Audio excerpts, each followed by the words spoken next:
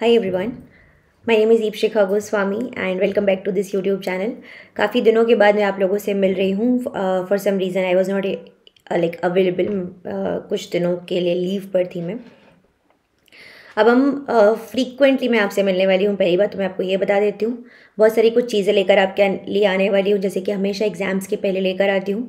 और काफ़ी कुछ इम्पॉर्टेंट आपको देने की कोशिश करूँगी, काफ़ी कुछ ऐसा मटेरियल जिससे कि आपका एग्ज़ाम निकलने में आपको बहुत ज़्यादा हेल्प मिले. आपके जो भी डाउट्स हैं आप लोग मुझे as in the form of like comment section in the YouTube on the YouTube video, या फिर आपका जो टेलीग्राम ग्रुप है मेरा, वहाँ पर भी आप मुझे मैसेज करके भेज सकते हैं. जहाँ पे भी आप चाहें आप मुझे मैसेज करके अपने जो भी डाउट्स हैं इस पॉइंट पे वो भेज सकते हैं. I will be very happy to respond. कोशिश कीजिएगा कि डाउट्स लाइक ऑफ कोर्स मैं सबके डाउट्स नहीं हैंडल कर पाऊंगी या नहीं जवाब दे पाऊंगी, दैट इज़ फॉर श्योर. तो आई विल ट्राई कि मैं जब भी बच्चों के कॉमन साइड डाउट है उसको बना के क्लब करके आप लोगों को एक वीडियो बना के छोटा सा दे दूँ. ठीक है, आज की वीडियो में मैं क्या बात करने वाली हूँ. आज की वीडियो में मैं बेसिकली आपको बताने वाली हूँ कि अब जो हमारे पास टाइम बचा है इनमें आप ऐसा क्या क्या पढ़ लें जिससे कि आपको डेफिनेटली मार्क्स स्कोर करने में हेल्प मिले, मतलब डेफिनेट मार्क्स, शॉर्ट मार्क्स आपको बेसिकली मिले. ठीक है, तो CSA नेट जो आपका अपकमिंग एग्जाम है 29 जैन वाला, उसके लिए ये वीडियो बहुत ही ज़्यादा हेल्पफुल होने वाला है. इसको पूरा देखेंगे, लाइक करेंगे, शेयर करेंगे अपने दोस्तों के साथ में. ठीक है, लेट्स बिगिन. तो जैसे कि मैंने आपको बताया, और टेलीग्राम ग्रुप आपको डिस्क्रिप्शन बॉक्स में मिल जाएगा उसका लिंक, उस पर ज्वाइन कर लीजिएगा क्योंकि सारे PDFs वगैरह मैं आप लोगों को वहाँ पर देने वाली हूँ अब काफ़ी कुछ. ठीक है, तो देखिए सबसे एक यूनिट वाइज हम लोग चलेंगे और यूनिट वाइज मैं आप लोगों को इंपॉर्टेंट टॉपिक्स जो है वो बताते जाऊँगी. सबसे पहला जो यूनिट आता है दैट इज़ बायोकेमिस्ट्री. ठीक है, अपनी सुविधा अनुसार आप लोगों को चीज़ें पढ़ना है. If you are not confident with enzyme let's say kinetics, आप उसको मत पढ़ो, कुछ और पढ़ लो, बट देन जो भी पढ़ो वो अच्छे से पढ़ो. स्ट्रॉन्ग आपका बेस होना चाहिए जिससे कि अगर वहाँ से क्वेश्चन है तो आप लोगों से वो बन जाए. ठीक है, तो बायोकेमिस्ट्री में जो टॉपिक्स मैं आपको सजेस्ट करूँगी वो फर्स्ट टॉपिक विल बी आपका enzyme kinetics of course, but then for those who like who are afraid of this topic आप कोई और टॉपिक से चूज़ कर सकते हो. ठीक है, तो एंजाइम काइनेटिक्स हो गया, एंजाइम्स हो गए जितने भी, ये सब के सब बहुत ज़्यादा इंपॉर्टेंट होते हैं. उनके फंक्शन, वो कौन सी कैटेगरी में फॉल करते हैं, कौन से ग्रुप क्लासिफिकेशन ऑफ एंजाइम्स में कहाँ फॉल करते हैं.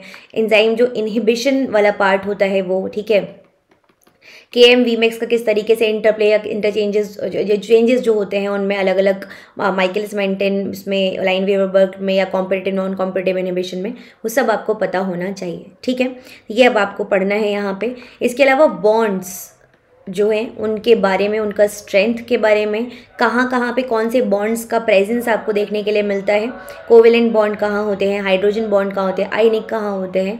ठीक है, ये सब आपको पता होना चाहिए. सेकेंड आ जाता है आपका प्रोटीन्स एंड अमाइनो एसिड्स. ठीक है, एक्सट्रीमली इंपॉर्टेंट टॉपिक, आपको डिटेल में पढ़ना है. जितने भी आपके फॉर्म्स होते हैं, ठीक है, primary, secondary, tertiary, quaternary structures वगैरह के बारे में, एटसेट्रा एटसेट्रा. ठीक है, इसके अलावा जो आपके अमीनो एसिड्स हैं उनके लाइक उन सब के स्ट्रक्चर्स, उनके जो क्लासिफिकेशन है, कौन चार्ज्ड है, कौन अनचार्ज्ड है, कौन पोलर है, कौन नॉन पोलर है, कौन कीटोजेनिक है, कौन ग्लूकोजेनिक है, ये सब कुछ I will try to give you what जितना भी पॉसिबल होगा मेरे साइड से वीडियोज़ के फॉर्मेट में आपको इसी यूट्यूब चैनल पर. ठीक है, तो ये आपको पढ़ना है यहाँ पर. अपार्ट फ्रॉम दैट आपको यहाँ पे प्रोटीन्स और अमीनो एसिड्स में जो उसकी फोल्डिंग का प्रोसेस होता है वो देखना है. इनके जो बॉन्ड्स होते हैं, डाइहेड्रल बॉन्ड्स हो गए, साइफाई बॉन्ड्स बेसिकली हो गए. ठीक है, पेप्टाइड बॉन्ड हो गया, उसका क्या कैरेक्टर होता है, वो सब चीज़ें हो गई. इसके अलावा फोल्डिंग का प्रोसेस हो गया, ये सब आपको देखना है. रामाचंद्रन प्लॉट हो गया. ठीक है, तो जब भी मैं किसी टॉपिक का नाम लूँगी आपको उसको फुल फ्लेजेड मैनर में पढ़ना है, बिकॉज हम सिर्फ 40 टॉपिक्स देखने वाले हैं. ये 40 टॉपिक्स आप एकदम डिटेल में कर लीजिए. क्वेश्चन यहाँ से आने के चांसेस बहुत ज़्यादा हैं. जिस दिन आपके एग्जाम होगा उस दिन वापस से मैं आपको इस चैनल पर मिलूंगी, तब हम बात करेंगे कि कितने टॉपिक्स में से कितने क्वेश्चंस आपके आए हैं. ठीक है, नेक्स्ट टॉपिक जो होता है यहाँ पे वो आ जाएगा आपका RNA और DNA, RNA एंड DNA. ठीक है, अगेन इनके बारे में सब कुछ, इनका स्ट्रक्चर, इनके फॉर्म्स, शुगर पकरिंग हो गया, चाहे वो किस तरीके के बॉन्ड्स का फॉर्मेशन है, each and everything you should be knowing, ठीक है। बॉन्ड्स हो गया, मतलब हर एक चीज़, इसके स्ट्रक्चर के बारे में, कितने कितने टाइप्स ऑफ आरएनए होते हैं, जितने भी टाइप्स ऑफ आरएनए हैं, mRNA, siRNA, pvRNA, snRNA, snORNA, ठीक है, सब के बारे में, tRmRNA, सब के बारे में, कहाँ पे प्रेजेंट है, क्या इनका काम है, कैसे इनका फॉर्मेशन होता है, ठीक है, आपको पता होना चाहिए डिटेल में, ठीक है। हर बार ऑलमोस्ट आपको यहाँ से 2-3 क्वेश्चन तो मिल ही जाते हैं, 2 क्वेश्चन तो मिल ही जाते हैं, या एक तो 100% मिल जाता है, तो ये आपको पढ़ लेना है, ठीक है। एंड फोर्थ टॉपिक जो मैं यहाँ से आपको बोलूँगी, दैट विल बी जो आपका रेस्पिरेशन वाला टॉपिक है, बेसिकली क्रेब्स साइकिल, ग्लाइकोलिसिस, ठीक है। इसके अलावा आपका जो भी लेट्स से उसके आगे का ETC वगैरह वाला पार्ट हो जाता है ना, पेंटोज फॉस्फेट पाथवे, सब कुछ वो आपको यहाँ से पढ़ लेना है, ठीक है, एटसेट्रा। तो ये इंपॉर्टेंट हो गया आपका बायोकेमिस्ट्री पार्ट। सेकंड चलते हैं हम लोग, second unit, that will be cellular organisation, cellular organisation, ठीक है। इस यूनिट में जो इम्पॉर्टेंट टॉपिक्स रहेंगे उसमें से सबसे पहला टॉपिक रहेगा आपका जो ट्रांसपोर्ट वाला पार्ट है, ठीक है, और मेम्ब्रेन का जो लाइक उसकी कॉन्स्टिट्यूएंट्स वगैरह के बारे में, लिपिड रैफ्ट, माइसिली, लाइपोसोम्स, ये सब छोटी छोटी चीज़ें हैं, बस इसके बारे में देख लीजिएगा एक बार। तो मेम्ब्रेन के बारे में आपको छोटी छोटी चीज़ें यहाँ पर देखनी है। सेकेंड जो टॉपिक आएगा that will B protein sorting, और जो इम्पॉर्टेंट ऑर्गेनेली हैं उनके बारे में, उनके जो मार्कर्स होते हैं, ठीक है, या फिर उनमें कोई स्पेसिफिक अगर एंजाइम प्रेजेंट है, जैसे कैटेलेस कहाँ पाया जाता है ना, ये हो गया, या फिर मान लीजिए अगर कोई एक पर्टिकुलर जो ऑर्गेनेली है उससे रिलेटेड कोई खास बात है, कुछ एक्सेप्शनल बात है, तो वो आपको पढ़ लेना है, ठीक है। ये आपको ऑर्गेनेलीज में कुछ इंपॉर्टेंट और कुछ एक्सेप्शनल केसेस जो हैं, ठीक है, वो देख लेने हैं। थर्ड टॉपिक जो यहाँ पे होगा that will be cell cycle, extremely important, ठीक है। सेल साइकिल, इसमें आपको पूरा जो उसका लेट्स से रेगुलेशन वाला पार्ट हो जाएगा, ठीक है, ये सब कुछ आपको यहाँ पे डिटेल में देख लेना है। Cell cycle extremely extremely important. And then इसके अलावा जो फोर्थ टॉपिक यहाँ पे रहेगा दैट विल बी ओपेरॉन्स, हालांकि ये आपका यूनिट 3 में एक कॉमन टॉपिक हो जाएगा, ठीक है। इसके अलावा क्रोमोसोम या क्रोमैटिन रीमॉडलिंग,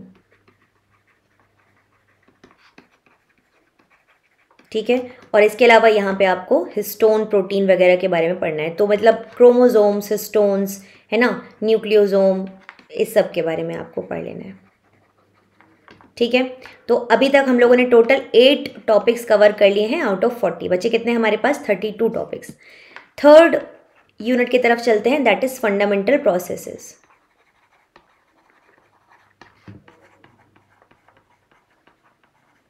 ठीक है। फंडामेंटल प्रोसेसेस में मैं नहीं बोलूँगी वापस से कि कौन सा टॉपिक इम्पॉर्टेंट है, क्योंकि सब इम्पॉर्टेंट है। तो यहाँ पे हम डायरेक्टली बोल देते हैं कि 4 टॉपिक्स यहाँ पे भी रखते हैं, बिकॉज काफ़ी बड़ा है ये यूनिट, ठीक है। But each and everything is important, you never know कहाँ से किस बार कौन सा सवाल आ जाएगा, है ना। बट इन जनरल अगर मैं बात करूँ तो रेप्लिकेशन, ट्रांसक्रिप्शन, ट्रांसलेशन ये मेन है। बाकी पोस्ट ट्रांसक्रिप्शनल मॉडिफिकेशन जो है वो काफ़ी इंपॉर्टेंट हो जाता है, ओपेरॉन्स इंपॉर्टेंट हो जाते हैं। आजकल जो यूकैरियोटिक पार्ट है उससे ज़्यादा क्वेश्चंस मिलते हैं, बट सेक्शन बी में प्रोकैरियोटिक पार्ट से मिल जाते हैं। तो अलग अलग तरीके से सिनेरियो होता है। सेक्शन सी में इन जनरल यूकैरियोट से देखने के लिए मिलती हैं आपको चीज़ें, और जो सेक्शन बी है वहाँ पे प्रोकैरियोट से देखने के लिए मिलती हैं, ठीक है। तो कुछ इस तरीके का सिचुएशन है। बाकी ओपेरॉन्स वगैरह तो मैंने आपको बता ही दिया, ये आपको वहाँ पे भी कॉमन है, यहाँ पे भी कॉमन है। तो 4 टॉपिक्स यहाँ पे हो गए, टोटल 12 टॉपिक्स हमने देख लिए हैं, ठीक है। अब 28 टॉपिक्स हमारे पास बचते हैं। चलते हैं यूनिट 4 की तरफ, दैट इज सेल सिग्नलिंग, ठीक है। सबसे पहला जो टॉपिक होगा वो होगा आपका सिग्नलिंग, एक्सट्रीमली इंपॉर्टेंट। सारे टाइप ऑफ सिग्नलिंग, उनके जितने भी आपकी डिटेलिंग में पाथवेज हैं, अंडरलाइंग पाथवेज, वो सब आपको पता होने चाहिए। इंटरमीडिएट्स कौन सी कहाँ पे क्या चीज़ें होती हैं। If you are a plus learner, आप जाकर मेरे क्लासेस देखिए, that is those are more than sufficient for these particular topics, ठीक है। अगर आप नहीं हो, आप यू बुक्स यूज़ कर सकते हो, बहुत प्यारी प्यारी बुक्स हैं फॉरेन ऑथर्स की, आप उनको पढ़ लो, काम आपका हो जाएगा, ठीक है। सेकेंड टॉपिक जो यहाँ पर आएगा दैट विल बी साइटोस्केलेटन, ठीक है। Junctions, CAMs, ECM etcetera, extra cellular matrix, CAMs, junctions etcetera. हर बार एक सवाल मिनिमम आपको यहाँ से देखने के लिए मिलता है, ठीक है। और रिलेटेड जितनी भी, अब जब मतलब देखो, मैं जब कभी भी किसी चीज़ का नाम लेती हूँ टॉपिक का, अगेन फिर से बोल रही हूँ, उसको डेप्थ में पढ़ना है, उसको पूरा डिटेल में पढ़ना है, because that is a topic जहाँ से क्वेश्चन आ सकता है। बट मैं आपको टॉपिक दे रही हूँ, but I can not tell कि कहाँ से आएगा, तो वो कहीं से भी आ सकता है। तो दैट इज़ वाई आपको सब पढ़ना है उसमें, ठीक है। जितने भी प्रोटीन्स एसोसिएटेड हैं, जो भी कुछ है वो सब कुछ फिर आपको पढ़ना होगा। मतलब फिलामेंट्स हो गए, फाइबर्स, जो भी कुछ है, ठीक है, सब कुछ आपको फिर डिटेल में आपको देखना है, ठीक है। थर्ड टॉपिक जो मैं यहाँ पे नाम लूँगी, that will be okay, cancer biology, apoptosis, necrosis, necroptosis etcetera. मतलब जितने भी ऐसे नाम आपको दिखते हैं उन सब के बारे में आपको पता होना चाहिए, कौन क्या है, किस में क्या खास बात है, उनकी क्लासिफिकेशंस, उनके टाइप्स, कैसे फंक्शनिंग होती है, क्या क्या होता है, सब कुछ, ठीक है। कौन से जीन्स हैं इसमें, जैसे मेनली ट्यूमर सप्रेसर जीन या प्रोटोऑन्कोजीन के बारे में, कौन से कैंसर टाइप्स होते हैं, किस पर्टिकुलर मतलब वायरस से किस तरीके का इन्फेक्शन होता है, या उसमें DNA जीनोम है या RNA जीनोम है ना, ये सब कुछ आपको यहाँ पे पढ़ना होता है। और फोर्थ यहाँ पे टॉपिक आ जाता है आपका इम्यूनोलॉजी, ठीक है। अब इम्यूनोलॉजी में आपका आ जाता है, लेट्स से जो इम्पोर्टेंट टॉपिक्स हैं, जैसे कि MHC, जैसे कि BCR TCR, ठीक है, जैसे कि आपका लेट्स से जो, हालांकि इम्यूनो टेक्निक्स वगैरह आगे आ जाएगा तो यहाँ नहीं बता रही हूँ वो सब में, है ना। MHC, BCR TCR, इसके अलावा आपका आ जाएगा इम्यूनोग्लोबुलिन्स के बारे में, कॉम्प्लीमेंट फिक्सेशन पाथवे के बारे में, ठीक है। Apart from that I think जो वैक्सीन्स हैं वो काफ़ी इंपॉर्टेंट टॉपिक है, बट वो आपका यूनिट 12th में भी आ जाता है, ठीक है। इम्यूनो डेफिशिएंसीज वगैरह कुछ कुछ जगह पे काम कर जाती हैं, ठीक है। तो ये आपकी कुछ इंपॉर्टेंट चीज़ें आई थिंक हो जाती हैं, ओके। और इसके अलावा मैप्स वगैरह काफ़ी इंपॉर्टेंट हो जाते हैं, बट अगेन यूनिट 13 और 12 में कॉमन रहता है, ठीक है। फिर आते हैं यूनिट 5th की तरफ, ठीक है। तो 4 टॉपिक्स वापस से हमारे हो चुके हैं, अब तक हमने देख लिए हैं टोटल 16 टॉपिक्स, ठीक है। 5th यूनिट पे आते हैं, that is developmental biology. Developmental biology के लिए मैं आपको कुछ भी नहीं बताऊंगी, क्यों? Because I leave up to you, completely up to you. आप इसमें क्या पढ़ना चाहते हैं, क्या छोड़ना चाहते हैं, that is not my this thing, ठीक है। तो मैं इसके बारे में आपको कुछ भी नहीं बताने वाली। ये ज़रूर बोल सकती हूँ एक छोटी सी चीज़, जो एक्सिस डेवलपमेंट हो सकता है उससे रिलेटेड कुछ चीज़ें ज़रूर देख लीजिएगा, कौन सी जीन्स किस तरीके के एक्सिस के फॉर्मेशन के लिए रिस्पॉन्सिबल होते हैं। बाकी कंप्लीटली अप टू यू, आप क्या पढ़ना चाहते हैं, ठीक है। यूनिट नंबर 6 की तरफ चलते हैं, दैट इज़ प्लांट फिजियोलॉजी, ठीक है। सबसे पहला सबसे इंपॉर्टेंट टॉपिक फोटोसिंथेसिस, सब कुछ पढ़ना है, पिगमेंट से शुरू करते हुए, उनके डिटेल से शुरू करते हुए, उनकी फॉर्मेशन, उनके स्ट्रक्चर वगैरह से शुरू करते हुए, जितने भी साइकिल्स हैं, मतलब आपके जो डार्क, ये हो गया डार्क रिएक्शन, लाइट साइकिल, है ना, नॉन साइक्लिक जितनी भी चीज़ें हो गई, C2, C3, C4 पाथवे, उसके अलावा कैम पाथवे, है ना। और इसमें फिर डिटेलिंग में जो भी इन बीच बीच की चीज़ें रह जाती हैं, सारे गैप्स को फिल करते हुए पूरा आपको ये पढ़ना है, क्वेश्चन मिलेगा आपको यहाँ से, ठीक है। नेक्स्ट टॉपिक जो आ जाता है, that is nitrogen fixation, extremely important, ठीक है। ये आपको ज़रूर से पढ़ना है सब कुछ, इसका जितने भी मतलब इम्पॉर्टेंट एरियाज़ हैं, मैंने बहुत सारी फ्री क्लासेस वगैरह भी ली हुई हैं इस टॉपिक पे, आप उससे भी पढ़ सकते हो, आपको काफ़ी अच्छा खासा आइडिया यहाँ से मिल जाएगा चीज़ों का, ठीक है। इसके बाद में आ जाता है नेक्स्ट टॉपिक विल बी, जैसे रेस्पिरेशन वगैरह मैंने आपको वहाँ पे बता दिया है यूनिट 1 में, तो आप वहीं पे पढ़ रहे हो, ये कॉमन सी चीज़ें हैं।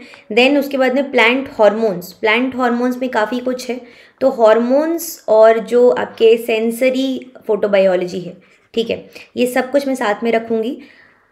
If you are a person who is going for this particular topic, मतलब प्लांट फिजियोलॉजी, आप इस टॉपिक में जा सकते हैं, इसको पढ़ सकते हैं, ठीक है। तो ये एक अच्छा टॉपिक हो जाता है। बाकी तो फिर काफ़ी कुछ है, जैसे सेकेंडरी मेटाबोलाइट से भी काफ़ी कुछ पूछ लेते हैं, या इको, मतलब जो देखो प्लांट डिजीजेज हो गया एक, ये इम्पॉर्टेंट टॉपिक है।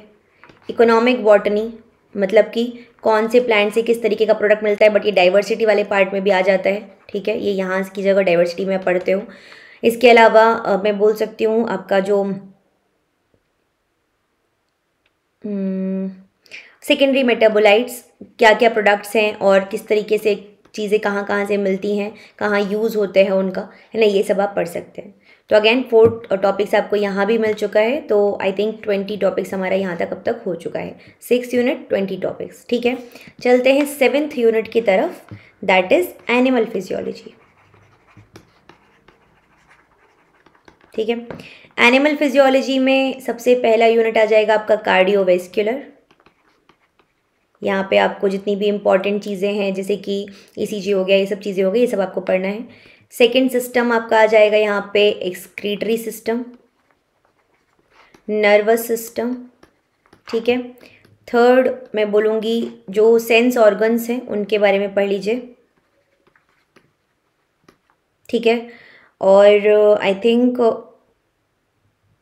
Respiratory system if you want to you can go for it, ठीक है। बाकी थोड़ा बहुत हार्मोन्स या इंडोक्राइन सिस्टम के बारे में थोड़ा बहुत पढ़ सकते हैं, बट मेन आर दीज 4। उसके बाद में फिर आप जो पढ़ना चाहें आप पढ़ सकते हैं, ठीक है। तो 3 टॉपिक्स कुछ यहाँ रखेंगे, 23 टॉपिक्स, ठीक है। चलते हैं 8th यूनिट की तरफ, दैट इज जेनेटिक्स।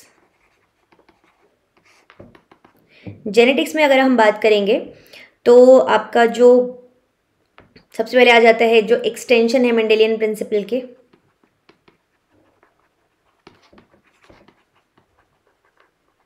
मतलब कि आपके सिलेबस का जो सी सेक्शन है जेनेटिक्स वाले पार्ट में, यूनिट 8 में, ठीक है। इसके अलावा आपका आ जाता है म्यूटेशन, क्रोमोसोमल एबेरेशंस, ठीक है।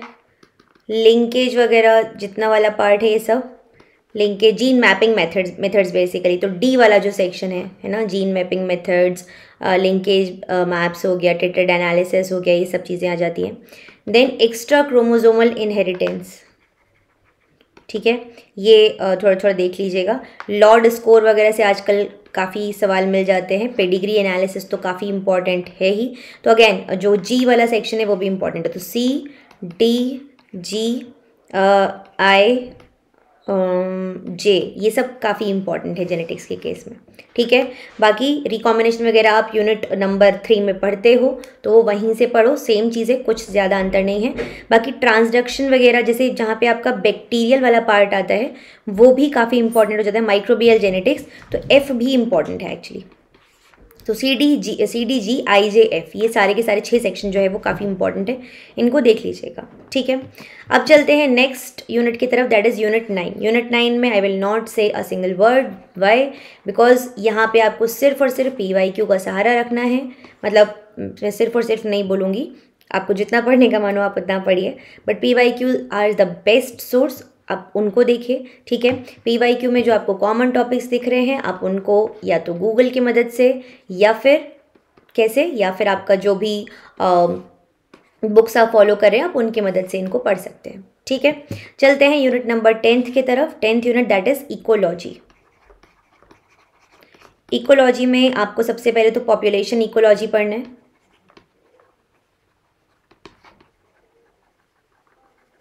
ठीक है। ओके, तो यहाँ पे 1 2 3 4 5 6 29 टॉपिक्स अभी तक हमारे पास हो चुके हैं, ठीक है। इकोलॉजी, पॉपुलेशन इकोलॉजी हो गया, ठीक है। उसके अलावा स्पीशीज़ इंटरैक्शन, ये 2 चीज़ें काफ़ी इंपॉर्टेंट हो जाती हैं, ठीक है। उसके बाद में फिर आ जाता है वैसे तो काफ़ी कुछ ही फिर इम्पॉर्टेंट, मतलब सभी कुछ इम्पॉर्टेंट है ऐसे आप जब कुछ यूनिट पढ़ रहे हो तो, बट देन कई बार सक्सेशन से भी सवाल आ जाते हैं, कई बार इकोसिस्टम में जो चीज़ें होती हैं, मतलब इकोसिस्टम इकोलॉजी पढ़ सकते हो, ठीक है। इकोसिस्टम वाला जो पार्ट है, हैबिटेट नीश के बारे में, ठीक है। इसके अलावा बायोम्स वगैरह के बारे में, ठीक है, बायोडाइवर्सिटी के बारे में देख सकते हो, ठीक है। तो 29 के बाद में यहाँ पे हमारे 31 टॉपिक्स यहाँ पर हमारा हुआ है। चलते हैं यूनिट नंबर 11th की तरफ, दैट इज़ इवोल्यूशन। इवोल्यूशन में आपका जो भी मतलब जियोलॉजिकल टाइम स्केल जो है वो काफ़ी इम्पॉर्टेंट है, ठीक है।